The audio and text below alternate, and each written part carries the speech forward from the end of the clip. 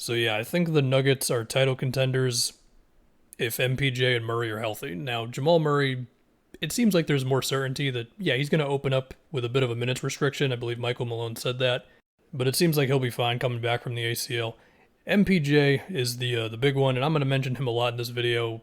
We'll see, man. You know, if you look at the quotes around his health, it all seems pretty positive. And look, that starting five: Jokic, KCP, Aaron Gordon, MPJ, Jamal Murray.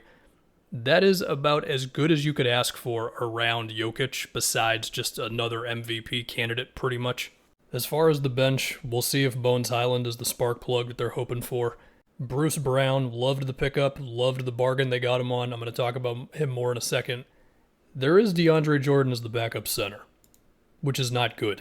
And so whether that's Zeke Naji or playing some small ball five with like Jeff Green or something, or Aaron Gordon at center, I would be interested in those things more than seeing DeAndre Jordan for, 12 minutes a game. Jokic dragged them to the sixth best offense last season, without Murray and MPJ, of course.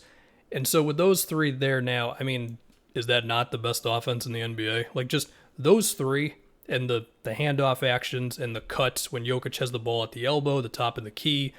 I remember when MPJ and Jokic would run actions where they were on opposite elbows, and then whether it's once again a handoff or it's MPJ just fighting for okay position underneath the baskets, and of course the big is always going to stay glued to Jokic no matter where he is, right? And then you think about, hell, they have Jamal Murray screen for Jokic sometimes, and it works, like it really does. Or the way they do that thing where Jokic will screen for Murray, and then it gets the big to commit to Murray for just long enough, and he brings it back out, and then he throws it down to Jokic, boom, they just forced a switch, you know what I mean? Now your defense is freaking out. Meanwhile, Aaron Gordon can cut from the corner if you leave him open too much. Like, the two big pickups, like KCP can make those shots if you play off of him. Bruce Brown, you're going to dare him to shoot from three, but he's also great moving off ball and cutting. He's also going to screen for Jokic, I would imagine. I could see him screening for Jamal Murray as well. Like, the loss of Monte Morris, yeah, it hurt. Like, he's obviously like a great floor general and all that. I think they needed more size. I think they needed more defense. But those guys will also give them a lot on offense as well. Like, these guys should just be an absolute terror to try to guard. You could do everything right, and it's like MPJ just makes a tough 17-footer over you. Or, we've all seen the amount of turnaround jumpers, hook shots, just ridiculous stuff that Jokic makes and all that. Or it can be a tough step back from Murray, or he just takes your point guard, or maybe you switched onto him, he takes that guy off the dribble, makes a pull-up mid-range on you. Like, it's going to be tough. The other thing that's interesting is I think if they really need to, they could lean into more defense and have a Bruce Brown, Aaron Gordon, KCP thing. And, there could be a time where they need that, and MPJ's defense is a little too suspect, and that's another thing to talk about, right? Like, I think MPJ has a lot of potential because of his size as a help defender, where you're not asking him to do too much besides basically just help off of the guy from the corner.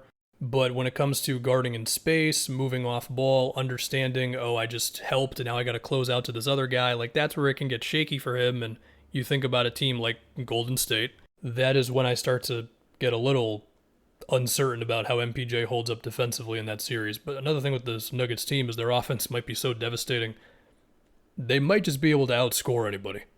All of this is still going to be difficult.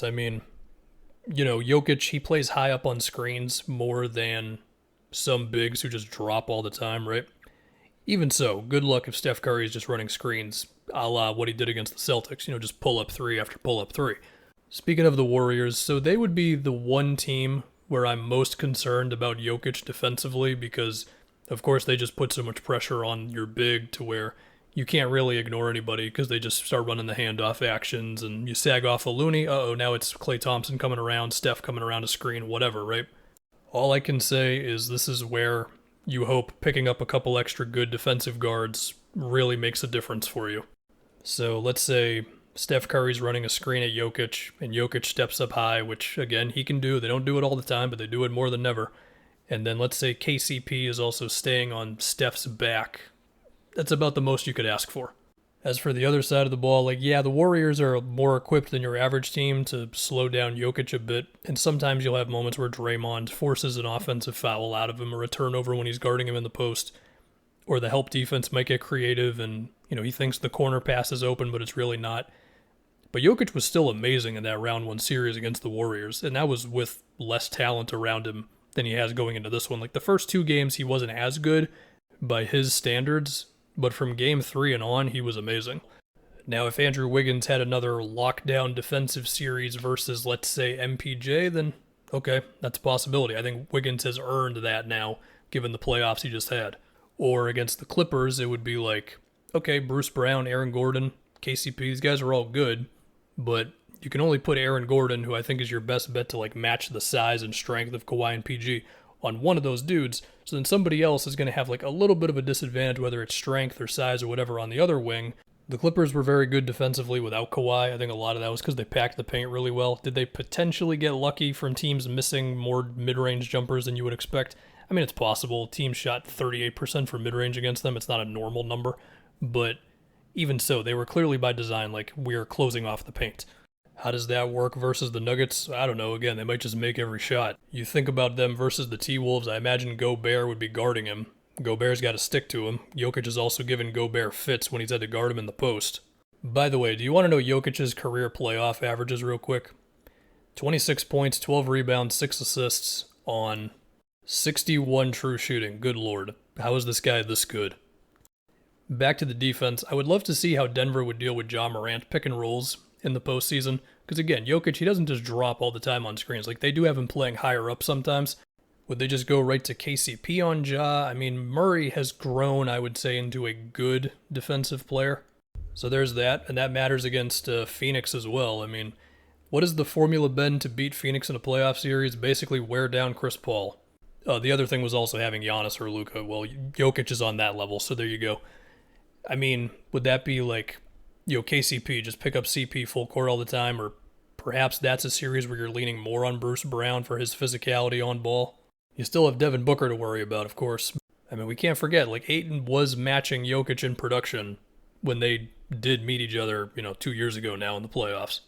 And I also remember in that series, I did a video about it, and then I took it down because I disagreed with my take on it like a day later. But I remember they played a lot of drop coverage in that series, and I think the reason for it was they were just like, bro, nothing else we're doing is working. Let's just hope they miss a couple of pull-ups. And you would hope now that with a couple extra on-ball defenders here, Bruce Brown and KCP, that you could have a little bit more resistance. As far as them, if they meet Dallas in a series, I think Christian Wood, JaVale McGee, Maxi Kleba, Dwight Powell, I don't love any of those guys' chances of holding up with Jokic, but when you look at the team defense, Finney Smith, who's digging in, and Reggie Bullock, who's always kind of lingering, and I mean, Luka got better defensively against the Suns in like one game, and then he just stayed there the whole time. Like, if you were expecting him to have to go into the offseason to improve defensively, like, nah, he just did it in like 48 hours. So I'd give Dallas a chance of at least not getting absolutely torched by Jokic, but at the same time, it's like, I just keep coming back to it, man. Like, guarding these guys is going to be so damn difficult. Even a team like Memphis, where they've got a better defensive front court than your average team, right? Steven Adams guarding Jokic. I mean, Jokic does that thing sometimes where he gets a screen and he kind of like moves along the baseline off ball and then gets it into post position. If you can at least keep up with him in those sets, I feel like Steven Adams could have some trouble there. Of course, whenever Jokic is spotting up from outside, can Adams hold up out there? But also if Jaren Jackson's on him, he can just be physical with Jaren Jackson, try to draw fouls out of him and all that. Although Memphis could also get physical with Jamal Murray, with like Dylan Brooks and Desmond Bane. So, I mean, any of these series would just be really, really interesting. Does a healthy Zion put the Pelicans in this conversation somewhere? Like, what if they met in round 1 and Zion just had an amazing regular season? I think that'd be a fun playoff series. I'd pick Denver to win, but okay, sign me up for that. As far as the Lakers, hey, look, man, I did the video the other day. I just don't think they're good enough around LeBron and AD. Plus, those two still have health concerns. I just don't think they're in the conversation right now. But that's it, man. I think Denver, I think they're ready. I think they're ready to go for it.